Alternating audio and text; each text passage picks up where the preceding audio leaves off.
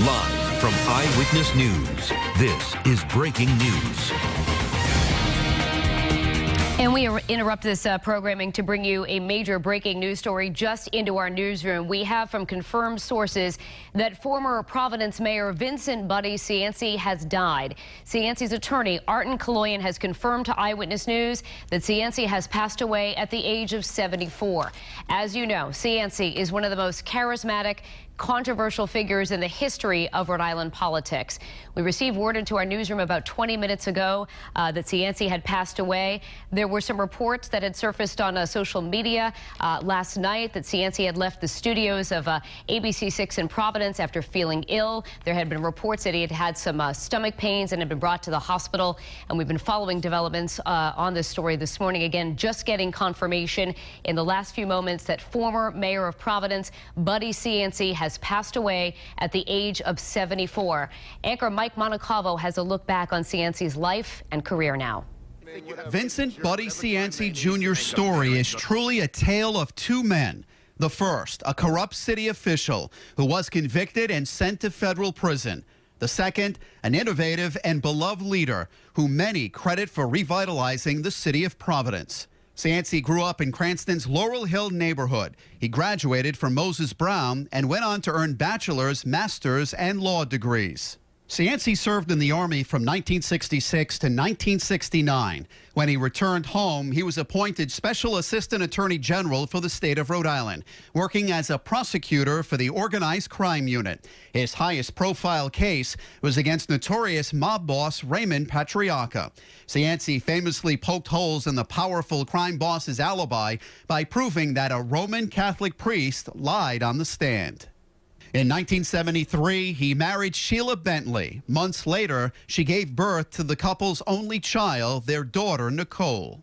Cianci resigned from the Attorney General's office in 1974 to run for mayor of Providence. He beat Democratic Mayor Joseph Dorley by just 709 votes. He promised a bold new beginning for the capital city.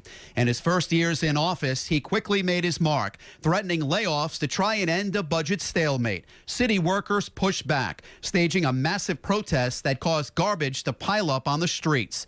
Cianci brought in temporary workers and ordered Providence police armed with shotguns to ride garbage trucks as the scabs cleaned the streets in the dead of night.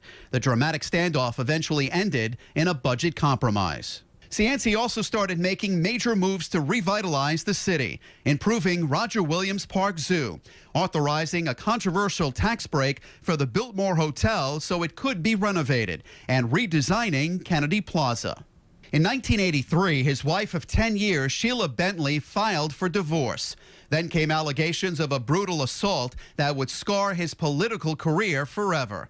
Investigators say that Cianci was told that Bristol contractor Raymond DeLeo had been having an affair with his estranged wife. On March 20th, 1983, Cianci assaulted DeLeo with a fireplace log, an ashtray, and a lit cigarette while his chauffeur, a Providence police patrolman, restrained DeLeo. Cianci pleaded no contest to assault charges and was given a 5-year suspended sentence. 2 days later, the promising young mayor was forced to end his political career early, announcing his resignation on live television. I said I didn't know. In 1985, he was hired by WHJJ Radio as a talk show host. He dabbled in real estate and became a businessman, opening a pair of restaurants. A year after his suspended sentence ended, Cianci planned an epic political comeback, announcing his candidacy for the office of mayor, this time running as an independent. He won and served as mayor again from 1991 to 2002.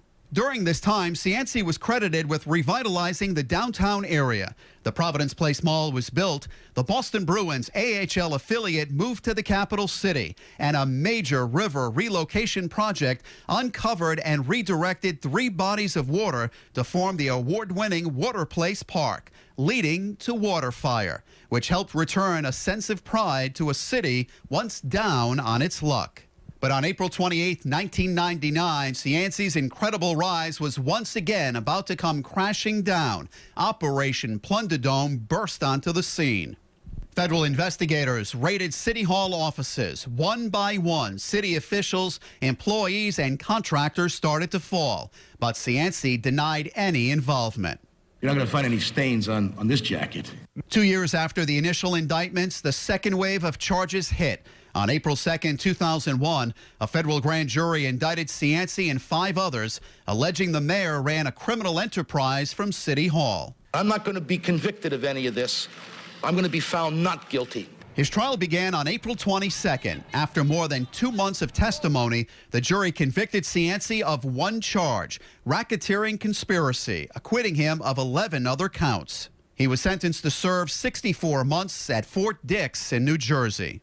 He appealed and tried to have his sentence reduced, but was denied. On May 30th, 2007, Buddy left federal prison and checked into a halfway house in Boston. About 3 weeks later, he moved to his nephew's house in East Greenwich to begin his home confinement chapter of his sentence. A month after that, his monitoring bracelet was removed, making Buddy Cianci a free man for the first time in 4.5 years. He soon returned to the radio airwaves, working at WPRO and later becoming the chief political commentator at WLNE. On April 20th, 2012, personal tragedy struck. Buddy's only child, Nicole, was found dead of an apparent drug overdose in a Providence apartment. The mother of 3 was just 38 years old. Cianci served for a total of 21 years and became Providence's longest-sitting mayor and the country's longest-serving mayor of a city with a population over 100,000 people. He tried to add to that total in 2014, running for mayor again, but Cianci came up short, losing the race to Mayor Jorge Elorza. Buddy has often said that his greatest accomplishment is more than fixing crumbling sidewalks or moving rivers.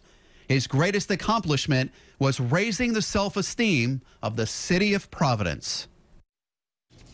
So truly shocking news to report at 10:16 on this Thursday morning. And Target 12 investigator Tim White is joining us now with more about the life and career of Buddy Cianci. And we're also learning a little bit of information about what might have happened to the former mayor. Yeah, we're still trying to piece it together. We know last night Buddy Cianci was rushed to Miriam Hospital. He was at the set at WLNE and he was taken to the hospital. He wasn't feeling well. And from there, we're trying to piece together what happened from there. But Danielle, we know that he's had some major health problems. He certainly has. Battled cancer. Right. Back in mid-November, we had that incident with his portrait unveiling at City Hall. He collapsed or he felt faint and he had to be rushed to the hospital. And it almost became humorous because he was one of the few people that could get in and out of Rhode Island Hospital ER within 45 minutes. And why? Because he's Buddy Cianci. And whether people liked it or not, Buddy Cianci was the face of Providence. He was the city's first Italian-American mayor. He was part of the city's turnaround, the Renaissance in the 1990s. Of course, the national economy saw a huge influx of money, and Providence bared the benefit of that. But Buddy Cianci also had a lot to do with that. A real sad note here: Buddy Cianci on Christmas Day just got engaged to one of his former campaign aides, Tara Marie Haywood. They weren't married just yet, but they had just been engaged. So this is obviously going to be a heavy day for her and for all of his friends and family. And I remember the photo that was posted on social media, a lot of internet sites posting a very radiant Buddy Cianci with his new fiancée. Yes. Talked about being happy, talked about being excited for their upcoming nuptials, and said that they had done it in front of their friends and family. Going back to that incident in November when Buddy had had that feigning episode at City Hall, one of the characteristics of Buddy Cianci is, as you mentioned, he was in and out of the hospital and then eating dinner on Federal Hill later that night. And our news cameras and reporters caught up with him as he was, making light of it and joking around. I'm fine, I'm fine. We had talked to his son that night and said, he's fine. And that's why this is so shocking. Look, Buddy was an institution here. Yes. And to suddenly he's gone is going to be shocking to everybody. And I'll tell you, particularly covering him for so many years, Buddy Cianci was a steel trap. If you needed to call him because there was a name you couldn't recognize, you were trying to remember somebody, I guarantee Buddy Cianci knew who that person was, probably had their phone number, could tell you all the secrets that he had on them. And he was really a difficult interview, Danielle. It was. I remember. You didn't know which Buddy Cianci you were going to get because he knew, again, he knew everything. So you could go into an interview